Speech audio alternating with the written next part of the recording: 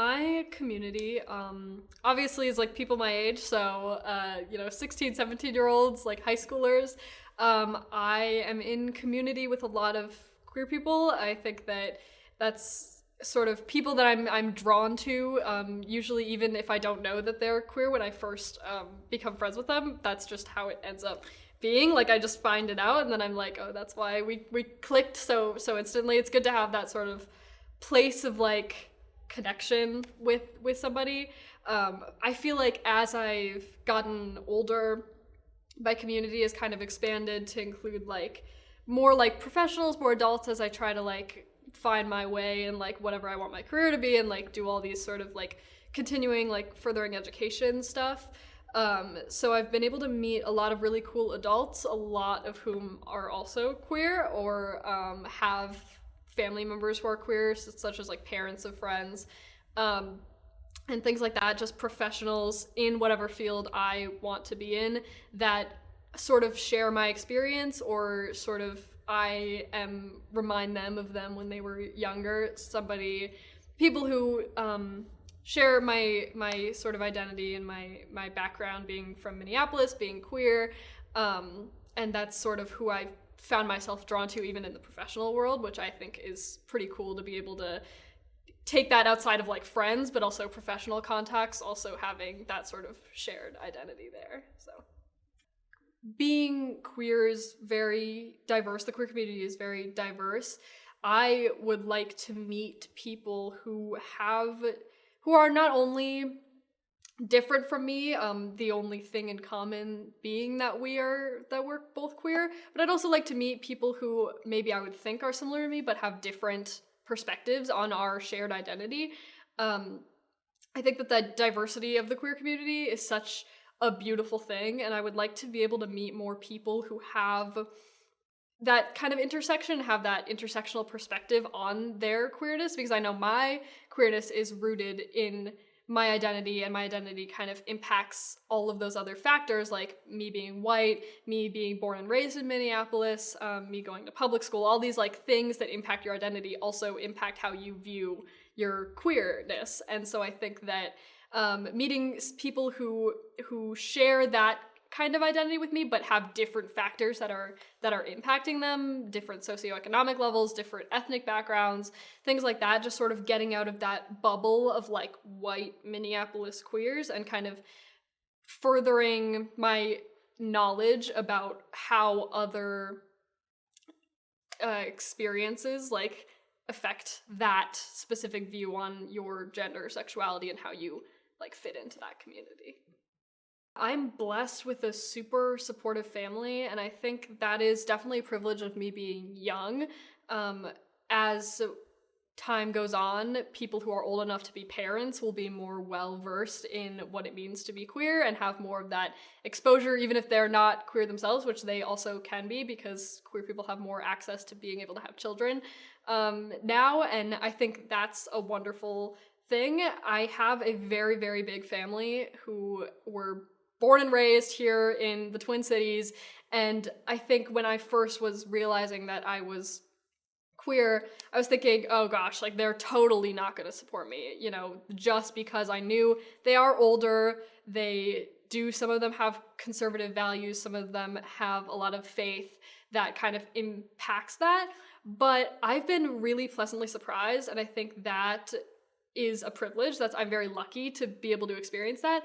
But I think even not being out to some members of my family, but still hearing them talk and ask questions and be curious and not necessarily be judgmental about the queer community, and hearing that as somebody who is not necessarily out to all of them has been a really cool thing. And especially having family members like directly ask me questions, not because they know that I'm queer, but because they know that I'm young, and they know that young people nowadays inherently have more of an understanding because it's more normalized and more accepted. So having those family members who I might have thought would be kind of a struggle to get on board with that, sort of show me that they are, I guess, more accepting than I was giving them credit for, and being surprised by that. So that's been really nice.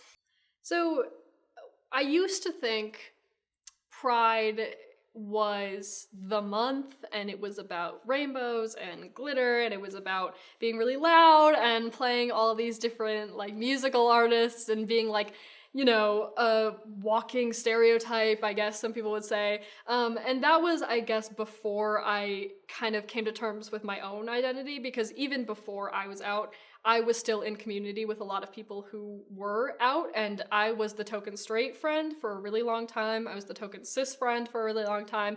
There's like this picture of me when I was like 11. I have like long hair. I hadn't gotten braces yet. My teeth are like totally messed up. I was really young, and I have like this like gay flag around me, and I like to look at that picture and just think like, you didn't know, but also you did know. Like, you hadn't really explored what that flag that was wrapped around you meant to you, but you knew that it meant something to the people who were around you, and you knew that was enough.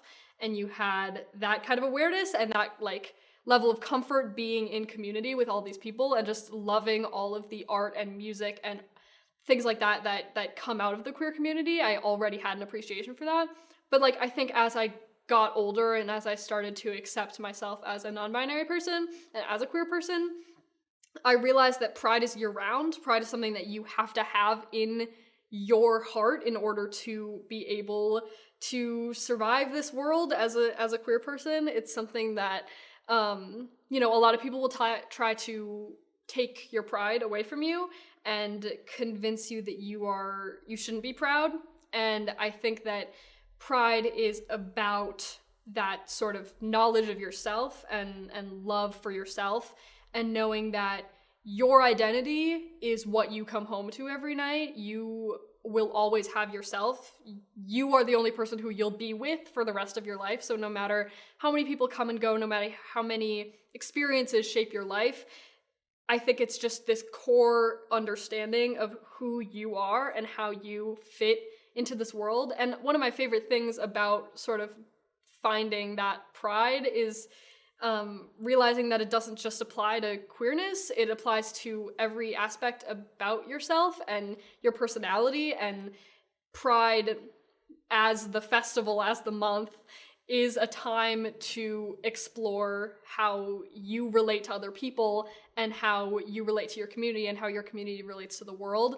And I think that's just a great opportunity to kind of be really introspective about these things and think about what you're grateful for, think about the things you want to see change in the world, but most of all, know who you are and know that you can be confident and can be safe and supported in that, especially as like a young person. So, yeah.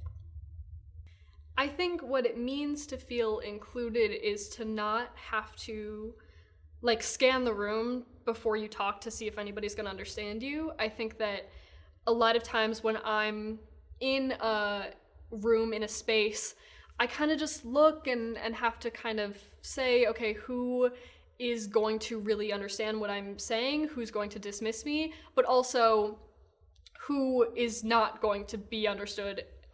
If I'm gonna be understood, then who can I connect with that is also is an odd one out. And I think that true inclusion means knowing that won't happen. Obviously that's like the ideal thing, is in a room nobody gets spoken over, nobody gets dismissed, but I think that working towards that inclusion means really honing your empathy and having very deep empathy for people even that you disagree with, because it's important to recognize people that are different from you, even if you have the idea in your mind that you are the odd one out. For example, if I was in a room full of all like white people and I was like, oh, I bet I'm the only like queer person here, to think that there could also be a person of color joining that conversation and knowing that they would probably be more on the outside, that they would probably be more on the outside of that conversation than I would, because of those like power dynamics and because of the like visibility and amount of power in society some of groups have over others. I think that inclusion means even if you have the power, you have to be thinking about who doesn't have the power. You always have to be thinking about whose stories get told, whose stories are missing, what story you're telling, but what story you can't tell.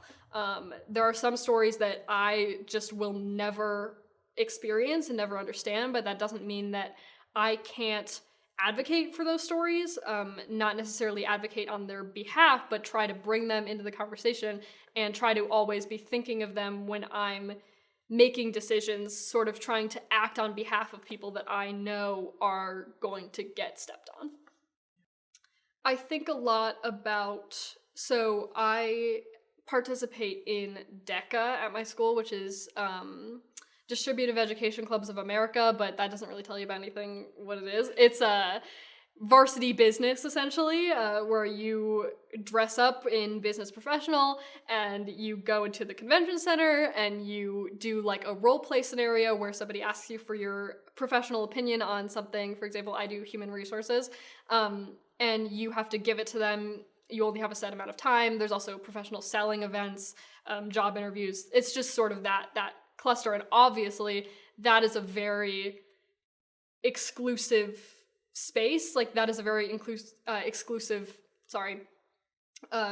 concept in general, is business, and that like transferring of like capital in that world is like something that historically especially only men have had access to, and you know, straight men, cishet men, and not only being able to recognize and support other femme-presenting people, because I am clocked as a female, clocked as a woman when I go out into that space, even though I'm non-binary. That's not necessarily anybody's first thought, because a lot of people there don't come from areas or don't have conviction to sort of support that aspect of people's identities. But being able to create community with people who don't look like everyone else, and a lot of times that queerness is sort of implicit.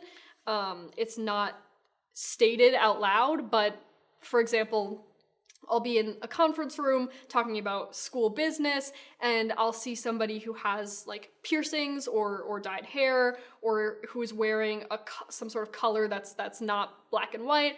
And especially if that person is femme-presenting, and especially if that person is femme-presenting and a person of color, just being able to sit by them and advocate for each other and sort of have that solidarity of like, we are in this business space, which is a space that is historically pretty exclusive to, honestly, inclusive to me. If I am to present as female in that area, then it's almost like not a problem.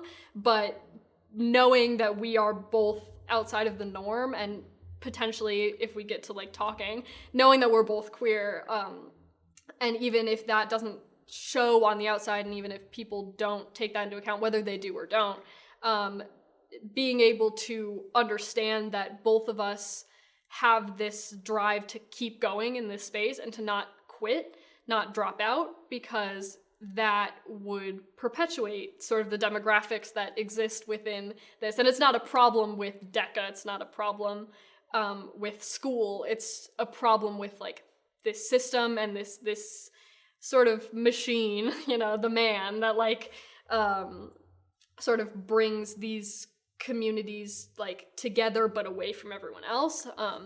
And I think that going out and very confidently talking to people who do really fit in and saying, you know, hi, I don't fit in, you do. How are you going to make sure that I am safe, and how are we going to make sure, like, we, especially like as white people, make sure that people of color are safe in this space, and sort of trying to bring out that intersectionality in people who might not understand the meaning of the word, but who might be open to understanding what it could mean in this context, in this area. Yeah, I mean, I think that one of the most undereducated and not undereducated in the fact that they don't have education, but in one of the things that is talked about the least is the idea that a lot of rights and freedoms that queer people have today were started by BIPOC people and by BIPOC queers. You know, I think that not only recognizing the Marsha P. Johnsons of the world, but also understanding some of these cultural aspects of it, like drag, voguing, ballroom, a lot of the slang we use, a lot of the music. It's like understanding that that is very, very heavily taken, borrowed, exchanged, all of these different relationships, but like with the Black community and with the Hispanic community.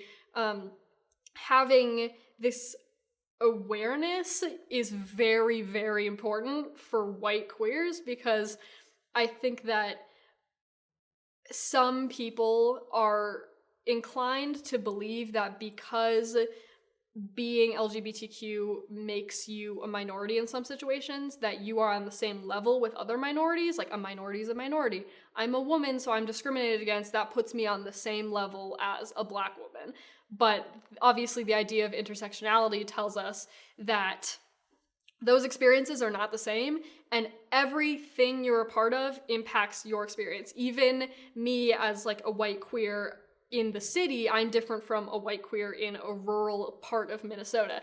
I think that understanding everybody's background, but also the background of the movement and the background of what's happening, you know, even thinking about Pride Month and whose stories are getting told during Pride Month, who are we highlighting during Pride Month, and understanding that a lot of being queer is art. Honestly, having that identity and knowing yourself like that is art, whether you're queer or not.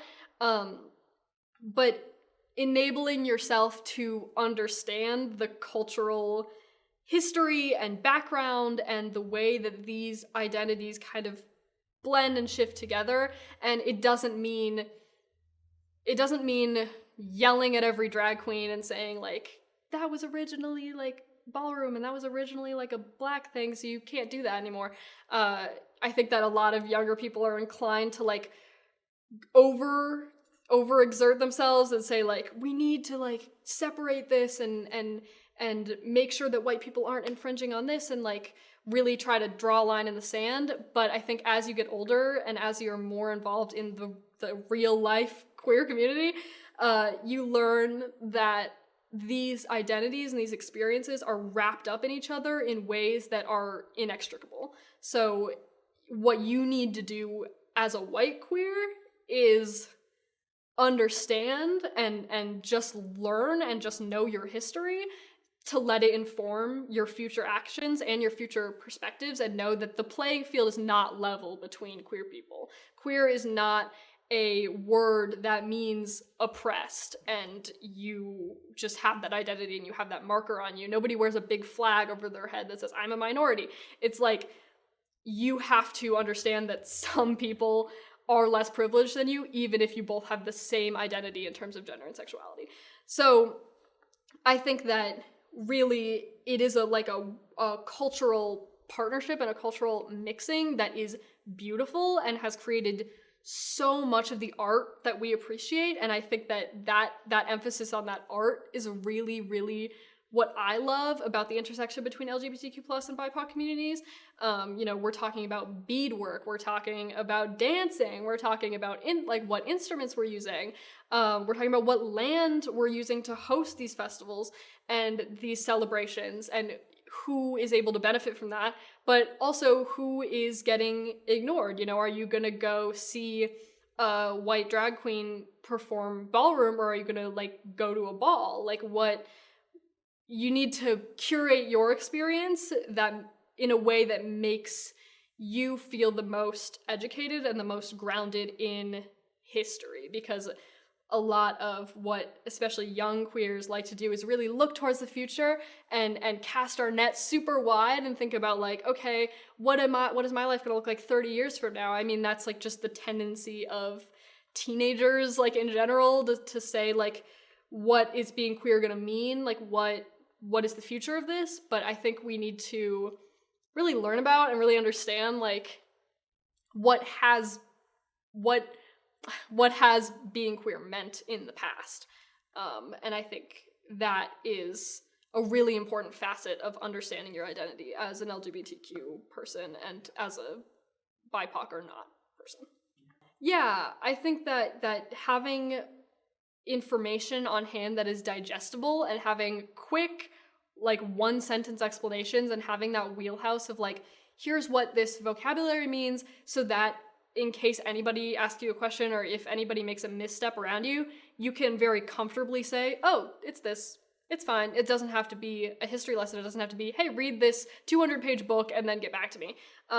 It can just be like, oh, by the way. And also, there's really no way to sugarcoat it. Like, you should be supporting BIPOC people monetarily, like financially, especially like during Pride Month, because I think that there is a lot of money flowing towards the white queer community, and a lot of it just sort of like doesn't get dispersed equally, and that support and that love, that appreciation, gratitude, it doesn't get distributed equally. I think that the queer community, it's not necessarily that the queer community has a problem with racism, it's that everyone has a problem with racism. America has a problem with racism, but it's like, you want to make sure that you are acting to the best of your ability in a way that is in accordance with who you're actually supporting and what type of art, what type of performance, what type of community you're actually enjoying the comforts and benefits and like entertainment of. You want to make sure that you are like understanding and supporting those people rather than funneling your money to something that might not reflect the true demographic and true makeup of the queer community, especially like in Minneapolis. Yeah, I'm really interested in history in general. It's a subject that I'm passionate about, and I think that learning about trans, especially, and gender diverse stories from around the globe, and especially pre-colonization, is very interesting. We're talking about early history here, obviously, things that not every queer person is going to want to really like dive into.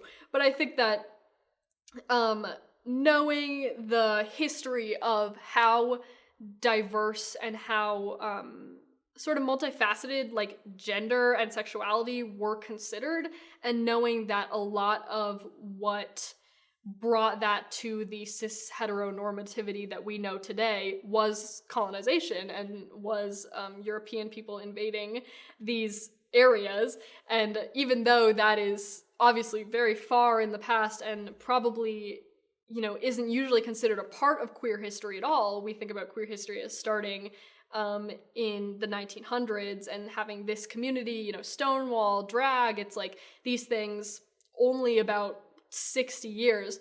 But if we're talking about like really, really far back, you can actually understand that queerness was obviously present all around the world for a very, very long time before it ever had a name or ever was recognized, but also that these queer people were not always ostracized and cast out by society, and that there's a lot of revisionism going on where, especially if you'll see a woman occupying a male role, a lot of what our society will tell you about that history is that she was still true to her identity as a woman, but she was occupying that because the patriarchy obviously had to exist, and that was the reason. But I think that understanding that, especially in non-Western cultures, there's always a possibility that these people were accepted as, especially these like women who were occupying positions of kings and nobles were accepted as men by their community. And I think that knowing that it's not always a story of this person is dressing up as the opposite gender and that sort of white-centric, Eurocentric idea of like, this is what cross-dressing was, and it wasn't about gender, it was about power, and obviously gender and power are interconnected, but I think that something that I've learned and something that I've enjoyed learning about is the history of people who were not only expressing their gender in different ways, but non-white people who were in fact just accepted, and these communities, these ethnic and religious groups that actually did recognize that and weren't sort of following the model that we consider to be history today. They weren't following that sort of Euro-Christian kind of thing, because we, especially as like Americans, really have this idea that that was what everybody did, and knowing and learning about alternate stories that kind of contradict that idea that this is always how it's been, is very interesting and very, very cool to learn about. Nobody wants to toot their own horn. Nobody wants to say that they make a contribution that's more significant than everyone else. I think that just personally for me, I do enjoy bringing some of those history tidbits, even if it's, again, like I said, like a 1 or 2 sentence fun fact that'll make people think, oh, okay, that's interesting. That's something that I didn't know before. I really like sort of being that fun fact guy, that person who's like, hey, like, this is a historical figure that you probably didn't learn about in school. I think that with my TEDx talk coming up this August, I really want to provide a resource for adults who may accept the trans people in their lives and accept the gender nonconforming people in their lives, but who may not understand what that actually entails and what that actually feels like.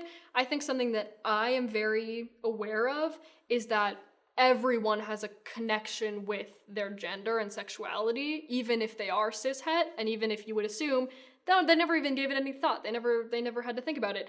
Every time you do something that affirms your own gender, even if that is the gender you were assigned at birth, that is still taking part in this system that queer people have really built up and given names for and given labels for and been able to sort of streamline and bring into conversation, but that not that cis-het people can necessarily occupy that space in the same way that queer people can, but that everybody does have a connection with that in some way or another, whether they choose to label it or think about it even or not, if it's subconscious, if it's something that they've been doing since they were born, as is the case with most cishet people. And I think that being a young person, I know it is not necessarily my responsibility to educate older people, but like I said, I do have a lot of family members who are older, cishet. They think in a very liberal way, more liberal than I would have thought, and even though sometimes they have misconceptions or they get it wrong sometimes, I really do like to do that work of letting older people see how a young queer person experiences the world and see that being young and being queer is not this like new crazy thing that you're never going to understand. I think that's something that cishet adults are really fond of saying. It's like, oh, I don't understand, but I accept you. I don't understand, blah, blah, blah. And it's like, you don't have to drive home the point that you don't understand, because even though you probably will never experience what I'm experiencing right now as a 16-year-old in 2023 who is non-binary, but you can learn about what this feels like and about what this is, and not only what it feels like now, but what it's felt like for literally thousands of years. Learning about this history, and that goes beyond what we would think of, that goes beyond drag, it goes beyond same-sex marriage, it goes way deeper into that, and understanding that this is a concept that has always been integrated into human life as long as humans have existed. And I really like being able to contribute to my community by letting cishet people know that, I'm not some sort of crazy, like, new free thinker who's, like, doing all this crazy stuff and trying to reinvent what it means to be a person. It's like, times they are changing, but, like, it's not as new and as crazy as a lot of people think. So, yeah. I think what it means to thrive is to be able to walk around and not have that little voice in the back of your head that says, are you going to be misinterpreted today? Are people going to look at you and just not understand what you are about and who you are, and are they going to judge you? You know, I have learned in my 16 years that anxiety really, more than anything, is a survival mechanism. It's descended from prehistory, when humans had to always be running from tigers, and you know, were chasing these giant animals all day and had to be aware for their lives. And I think that when you think about how that operates in our modern day lives, and think about that queer people and all minorities really are at risk of being not only hurt in an explicit way, not only hurt in an implicit way, but also just being misunderstood and just not being seen completely as the full picture of who you are.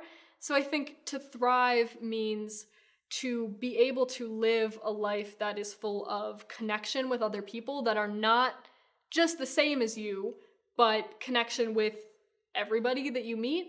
And I also think that to thrive means to never close your mind to the idea of learning. I think that there are some people, queer or not, who once they reach a certain age think, okay, this is all too new for me. I can't learn anymore. I'm just going to be stuck in my time period. I'm a product of my time. I'm name your generation here. Like, this is the end for me. I don't understand what these kids are doing. And I think that the idea of thriving is that you can go out into the world and not learn from that experience by somebody directly telling you. You don't have to ask every different person that you meet on the street, hey, what's your life like? Hey, what challenges do you experience every day? But to just be in an area and live in a place where you can just see that playing out and just be in connection and be in community with people who are different from you, that are leading these lives every single day, and being able to take learning from that continuously through your entire life without having to feel like you are drowning in information and stretching to try to understand. I think that knowing that you can learn and not having a fear of being judged, not having a fear of being ridiculed for how little or how much you understand, is a really important part of thriving to me.